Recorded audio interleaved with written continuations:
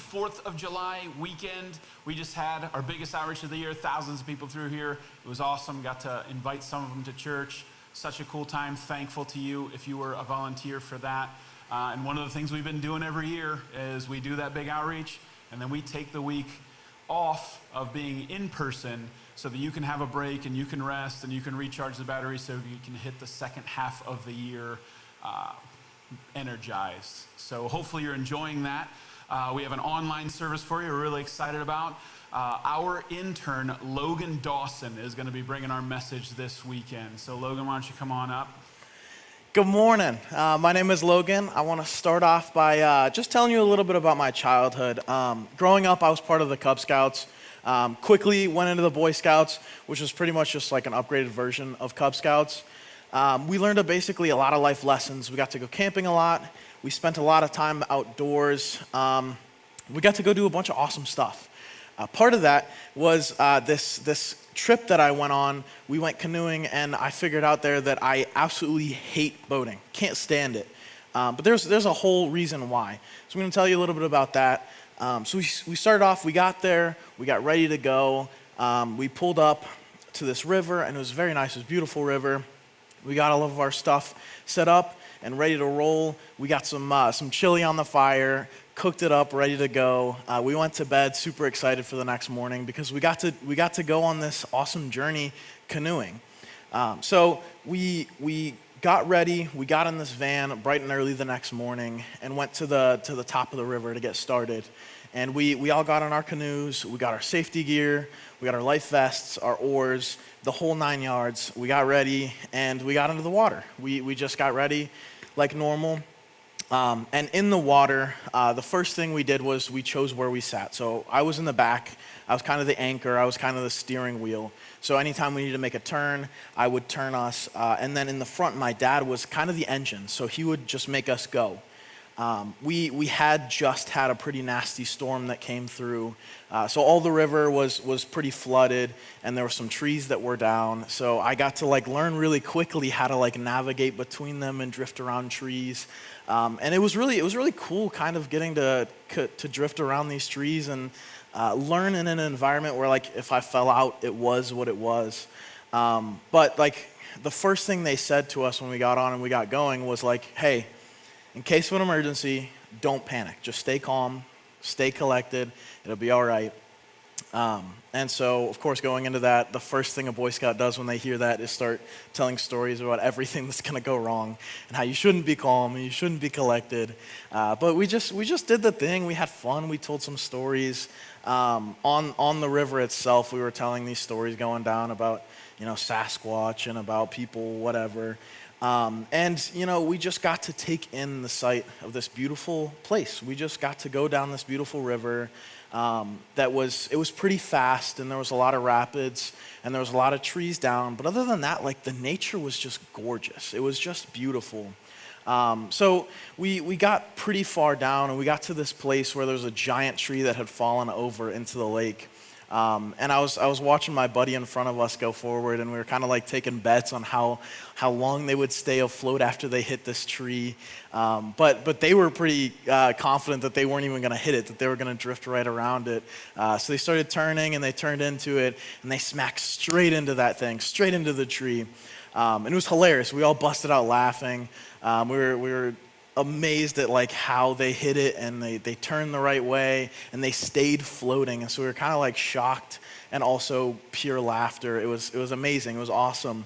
But in that moment of laughter and busy watching these people kind of try to right themselves, we forgot that the tree was also still right there in front of us. So we smacked straight into this giant tree, full force. We didn't have the foreknowledge to turn and twist and get ready for it. So when we hit it straight on with the front of the canoe, and it kind of flipped us over, and we did a cartwheel. My dad bailed out, but I stayed in the canoe. That flipped me over and rolled me straight underwater. So I was kind of swimming around trying to get my bearings straight. And I realized that the canoe had fallen straight onto my head. So I was kind of stuck under the canoe, just far enough down where my feet could reach, but not quite far enough to where I could like get the canoe off of me. So I was just getting a little nervous. I was okay. It was only a few seconds that I was really under the water. So I was like, you know what, we'll be good. Again, they told me not to panic, so we'll just get to it. We'll do this thing. So I'm like pulling at the canoe, trying to like maneuver it so that I could get out from under it, and I couldn't quite maneuver it the right way. And so then I started panicking a little bit more because now we're at like 10 or 15 seconds, and time starts to catch up with me now. I get a little claustrophobic, I get a little freaked out, and I'm kind of like pushing and rocking the canoe, trying to just find an angle that's right. And I couldn't find an angle. But like as I'm in that panic mode, time starts to kind of like slow down. You know that moment where you're like freaking out and time really just kind of like slows way down. Seconds turn into what feels like hours. And as I'm still in that moment under the water, I felt an arm come down into the water and pull me out. So the panic just kind of settled. It went away. I was good after that. And I got thrown onto the mud bank, and I was feeling relieved. The stress of the situation was all gone. It was a nightmare situation that was brought to peace because I was pulled up out of the water. My dad had seen me kind of flailing, pushing the canoe, trying to get out, and he grabbed me and pulled me out from under the canoe and threw me on the bank. I don't know how I couldn't figure it out. I think it was just the panic of that couple of seconds underwater where I just couldn't figure out how to get out. But he helped me in that moment. And instead of using the canoe trip as just a chaotic memory, it taught me some things about chaos. Because, after that trip, I was 13 or 14. I didn't have a whole lot of chaos surrounding my life. It was just the normal chaos, right? But as I grew up, I realized how much chaos is really in our world. I'm going to assume something about you, and that you have probably had some pretty bad days, right? Obviously, we have all had some pretty rough days. Sometimes they're silly bad. Sometimes they're bad like you got home from work and your dog chewed up your shoes, or you got into an argument at work with somebody that you cared about. Something silly. Sometimes it's more than that, though. Sometimes it's a phone call or a text that really just puts you down. Sometimes it's a tragic event that you pass, something that kind of sticks with you.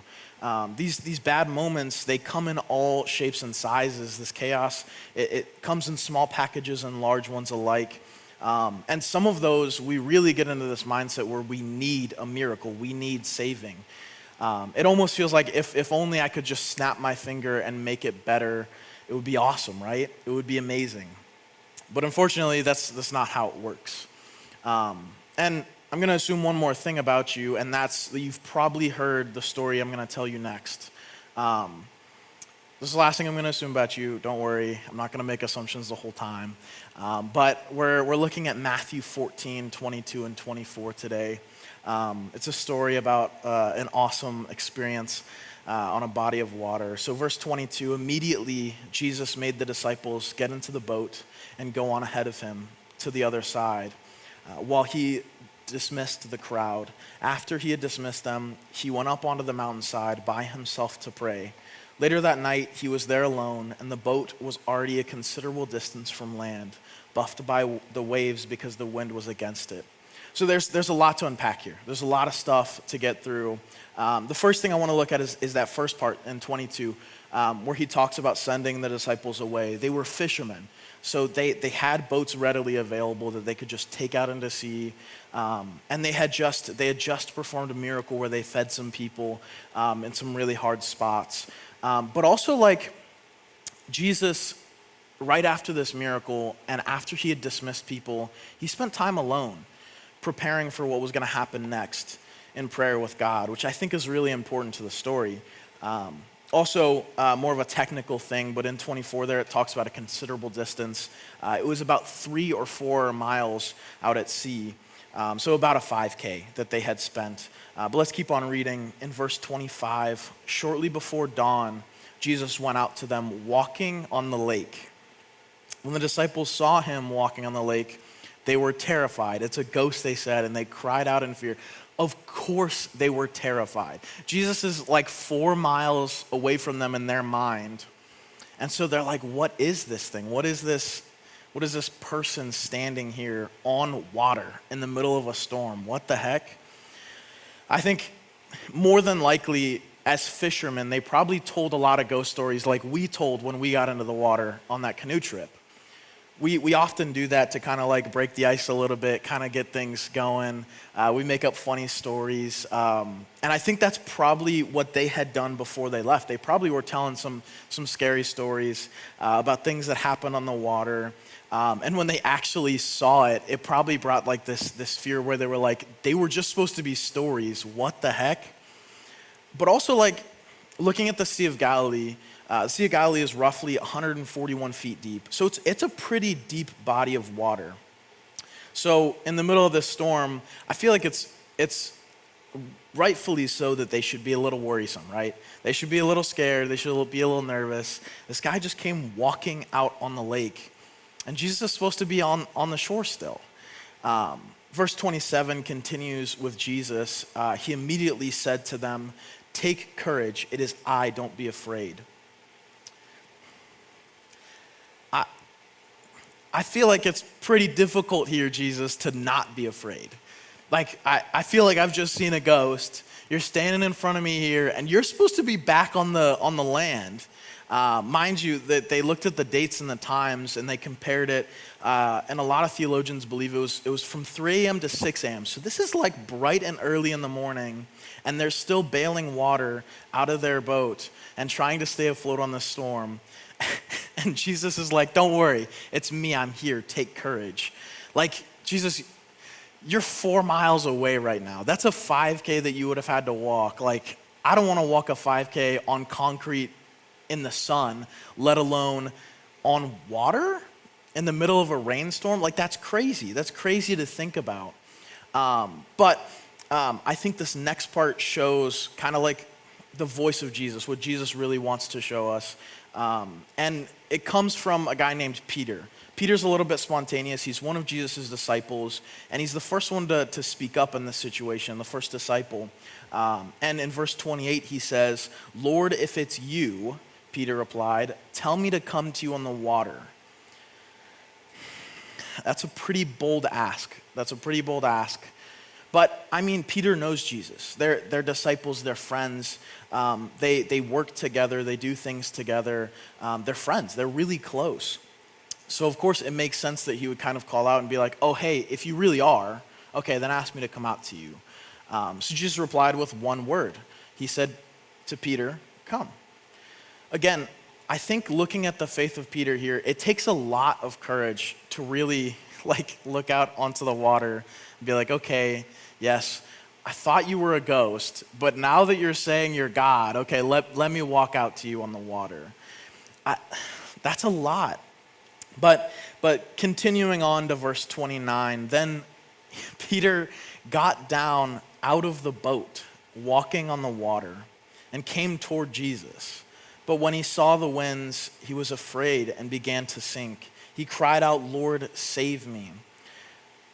Rightfully so, I would say. Taking a leap of faith like that it's not what I would have done probably. It's not my first thought in the situation. I wouldn't have looked out onto this water and been like, yeah, I'm going to just step out of the boat and go walk on the water. Like people, that's not normal. People don't usually walk on water. So for Peter to have the faith to do that, that's pretty big, I would say. That's a pretty big step. Verse 31, we see what happens immediately after. Jesus immediately reached his hand down and caught him. He said, "You of little faith," he said, "why did you doubt?" And when they climbed back into the boat, the winds died down. Then those who were in the boat worshiped him, saying, "Truly you are the Son of God." You of little faith. Peter just stepped out of the boat onto water. That seems pretty faith-filled to me, but I think it kind of, the light kind of starts coming through when we flip the focus a little bit. When we look more at the disciples than we look at Peter, because Peter had little faith. That's what Jesus said. if Peter had little faith, what kind of faith did the disciples have? Yes, little faith is not big faith, but it's a whole heck of a lot more than no faith. And Peter having the faith to step out of the boat is a lot more than the faith that the disciples had, cowering in the boat. Staying there, staying in the comfort, even though it was stormy and rainy, it was the place that they were familiar with. And Jesus answering Peter with, "Why do you doubt me?" I think this one also too can be looked at towards the disciples, because they were still cowering back in the boat. Even when Jesus got back in the boat, they started worshiping him, but they were still in the boat. I think it's interesting because the thought that's probably going through the disciples right now is this thought of like, if Peter has little faith and if he doubts Jesus, I'm like the worst. I'm terrible. I'm awful because I didn't even have the courage to step out. I didn't even have the courage to go to look out into the water at Jesus. I just stayed here. But think honestly in your life. When chaos starts happening, when the world starts swirling around you and things start getting hard, when you get kind of stuck in that hard spot under a canoe, what are your thoughts? Where does your mind go first? Because if I'm honest, for me, my first thought is not, I want to move and take a step out. My first thought is get me away from this situation, and then I want to hide from it. I don't want to be part of this anymore. I want to go somewhere where I'm comfortable, where I'm not dealing with the constant barrage of storms. Remember when I pointed out to Jesus praying on the mountaintop? That wasn't just a small thing, because yes, that miracle, he had taken a lunchbox from a kid. A kid offered it to Jesus and said, "Hey, well, I have this food. I know that these people are starving, but I have this little bit. It's not going to feed many people, but it's going to feed a few." And Jesus prayed over it and fed 5,000 people with it. And after that, Jesus knew that he was going into a storm. He knew that he was going to go face this storm. And so that's why he sat and prayed, I think. I think that's why he really took the time away when he saw his disciples far out. He could see where they were at. And he still chose to sit and take some time alone with God to reflect on what had just happened and what he knew was about to happen. All right. I might have stretched the truth a little bit. I'm going to assume one more thing about you, but I promise this is the last assumption I'm going to make about you. Storms aren't a one-time deal for you. Storms come and they go, yes, but they're always somehow there. Maybe they're small, maybe they're big, but they're always there. You're kind of in this constant state where you're in a storm, and then you get out of the storm and you reflect, and then you get ready to go right back into another one, right? You're in the eye, and then you're dealing with the rain afterwards, and then the rain is just starting for the next one. And I think when we kind of get in those moments where we feel like life is just a repetitive storm, we have to ask ourselves a couple things. So the first thing that I want to really ask yourself when storms happen and when chaos comes is, how do you prepare? What are your ways to prepare for chaos? When the storms do happen and when things come, you know they're bound to happen. What is your method of preparation? I feel like it's easy to get into the habit of playing catch up, where you're constantly just succeeding from the first one, right? You're using your own strength and you're barely getting through each storm, one after the next after the next. But what if instead of taking that time when the rain starts coming, when you start feeling the little drizzle, instead of just staying comfortable and finding a comfortable place, what if you went to God and you put on some armor and you put on the Word of God and you got really into it, and instead of facing the chaos head on, you had God as your buffer to say, hey, look, he knows a lot more than me. He's a lot stronger than I am. And he took that storm away in that boat. He did. Jesus took that storm away when he got back into the boat. Question 2, I want to ask, how do you react to the storm? When you're in the middle of it and everything is going wrong, what is your reaction right after? Okay, I think there's another offshoot question that kind of goes straight into this, and that is, how well do you know God?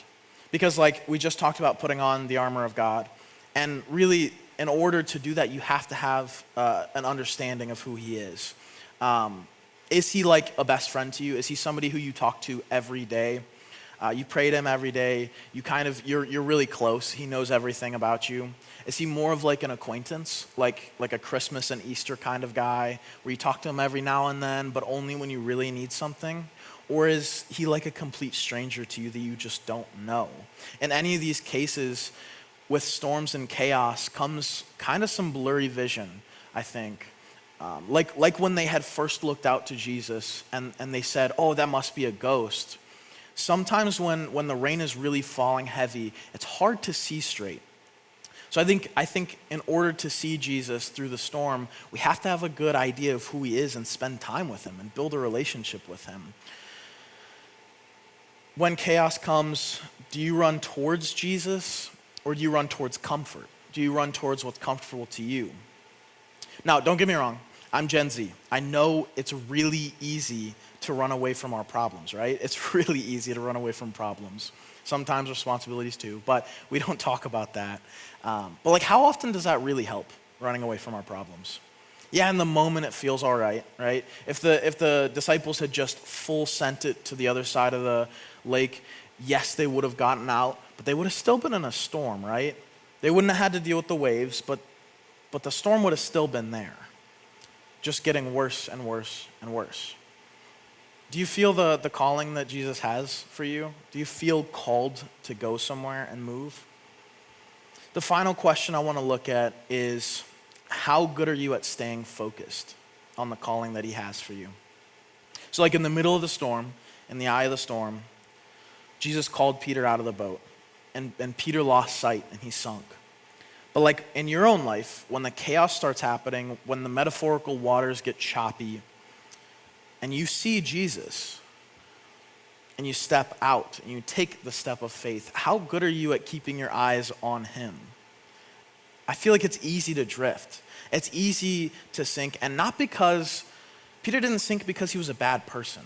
He didn't sink because he didn't have enough money, or he didn't do enough, or he didn't save enough people. Peter sunk because he took his eyes off of the peace and love that Christ had given him, and he looked at the waters that were wavy and chaotic, and he got consumed by them. Jesus didn't just die for us because he felt obligated to. Jesus died for us because he loves us and he cares about us. Because we do live in a fallen, broken world. But even though, Jesus still wants to save us, like he saved Peter. When he reached his hand down in one smooth action and picked Peter up out of the water and brought him safely to the boat, that's what Jesus wants to do in our lives when the storms get crazy.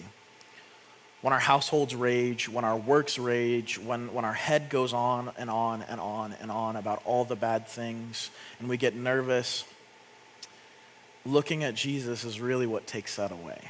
Being focused on him, keeping our eyes locked onto Jesus. It's not easy, okay? I know it's a lot easier said than done. But like, look at Peter. I know we all want to be like Peter, but I feel like a lot of times we end up more like the disciples in the boat.